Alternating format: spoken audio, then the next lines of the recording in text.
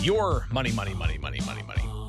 That's what we're going to be talking about now here on the WMAY morning news feed, because more of your money is going to be going out for infrastructure, and it looks like they're trying to pass even more spending out of Congress to spend on social service programs and new programs. And to talk about that and more is Congressman Rodney Davis. He joins us here on the WMAY morning news feed at 8:11.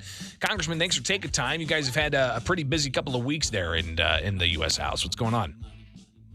You know, we really have, Greg. It's been interesting, but just watching the Democrats with their small majority still do nothing about inflationary pressures in this country, do nothing about our border crisis, and do nothing about the violent crime crisis in this country is just, it's actually, it's disappointing, but the consequences are so serious that we've got to have a change.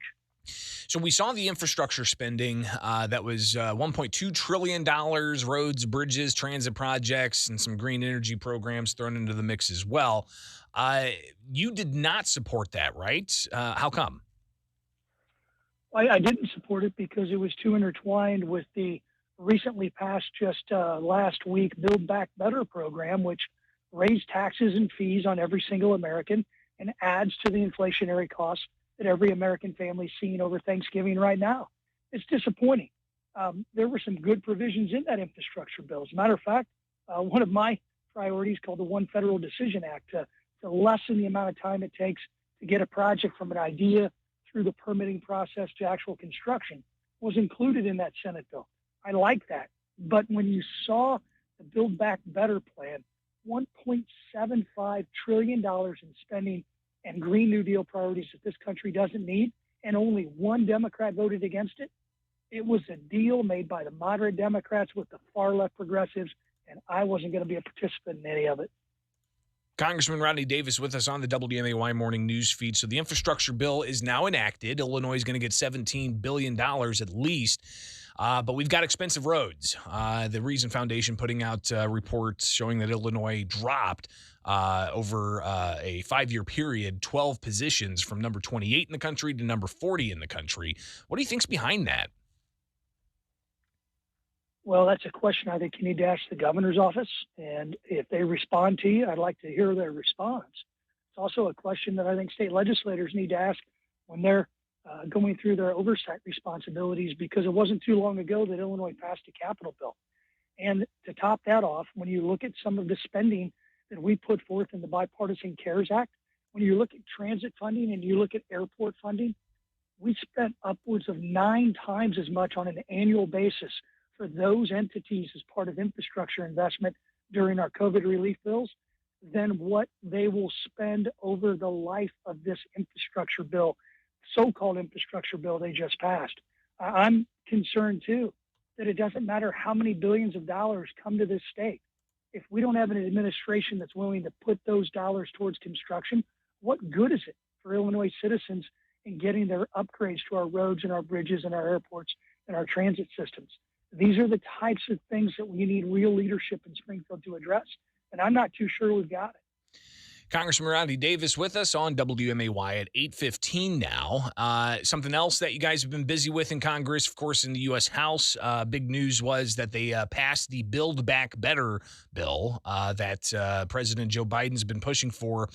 We'd heard everything from $3.5 trillion to $5+ trillion. What is the ultimate price tag for taxpayers on this? It's actually limitless when you look at how they scored this bill. Remember, the Democrats said this bill was paid for, completely paid for.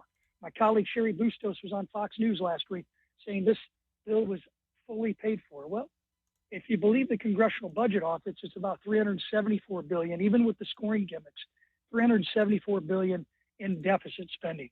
That's a complete and utter lie that it's paid for by the Democrats.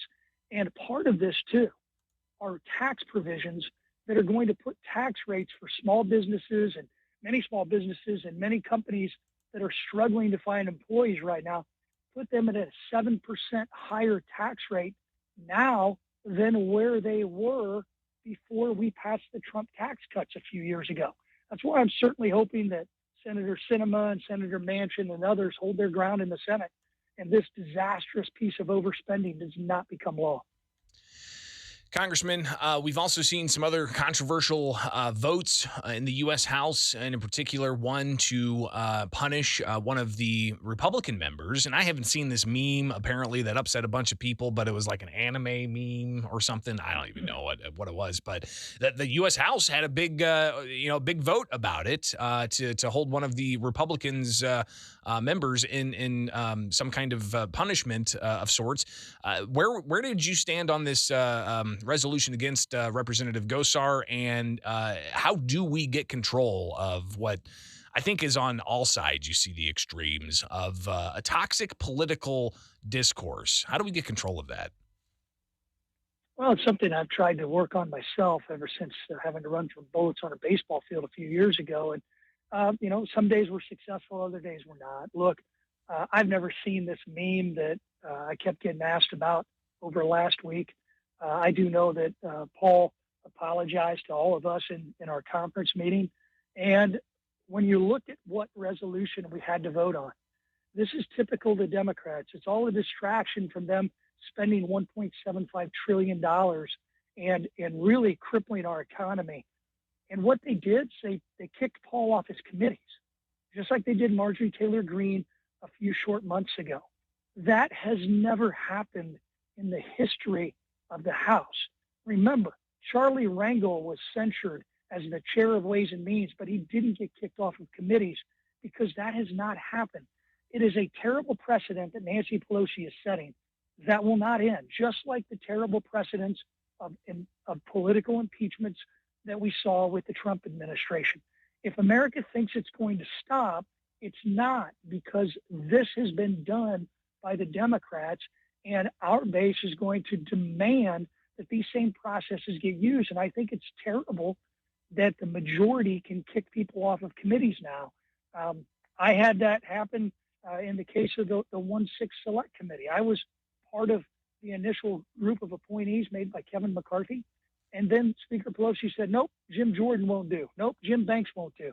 I'm not going to play that game, Madam Speaker. And she's a lame duck speaker right now. And I think she's doing everything she can to really appease her far left base. Congressman, of course, the November 22 election is, believe it or not, less than a year away. We have new congressional maps that have been sent to the governor. They were sent on November 2nd. Here it is, the 23rd of November. He still has yet to sign them. What's going on here, and what are your plans? Well, to answer your question, you'd have to ask the governor about why he hasn't signed them yet. That's something only he can answer. My plans remain the same. When the maps become final, I'll make a choice based upon the political battlefield that's in front of me. I don't know what that battlefield is going to be. I've always said my first choice is to run for re-election and eventually become the chair of our Transportation and Infrastructure Committee. But my future, the future of Republicans in Congress and in the State House, are determined by the supermajority Democrats in Springfield, who really haven't been doing a bang-up job over the last few decades.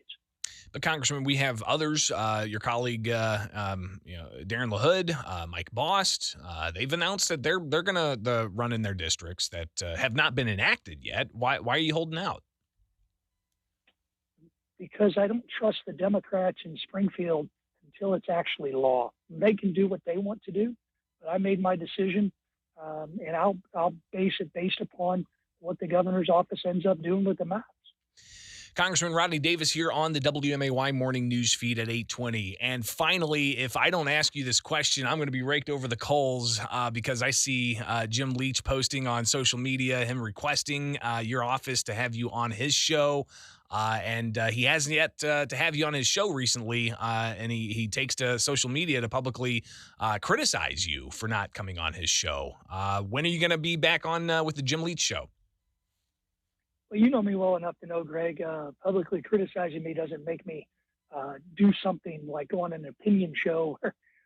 Unfortunately, Jim knows when he's got his news director hat on, I'm happy to talk to him at any press conference and answer any questions. But when you dedicate a lot of your show and the show's social media platform to just criticizing Darren LaHood and me on a regular basis, that's an opinion show. I'm happy to talk news just like I am with you. Uh, I don't tell you what questions you can or cannot ask me, but this is a problem with social media today, and unfortunately, for some, it's the criticism is not making me want to go on an opinion show anytime sooner. Well, Congressman, I appreciate you taking the time with us. We'll definitely connect again. What's next for the House? You guys done for the year, or you guys going to come back and deal with any other issues? Oh God, no! The bang-up job Democrats in Washington have been doing are leading us to another possible government shutdown on December 3rd. They can't. They can pass trillions of dollars in spending, but they can't pass an annual appropriation cycle on time. They can't do a long-term continuing resolution even. So we're going to come up to another one of these artificial deadlines in a week or so, and you'll see that the world is falling apart because Republicans and Democrats can't come together in Washington.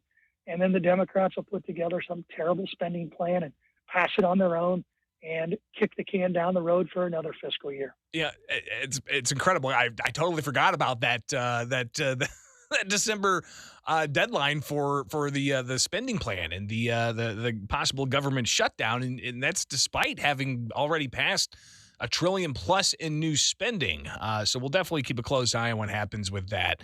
It's going to keep you guys busy, that's for sure. Congressman Rodney Davis, greatly appreciate you taking the time this morning. We'll connect again soon. All right. Hey, see you, man. It's the WMAY morning news feed now 8:23, and your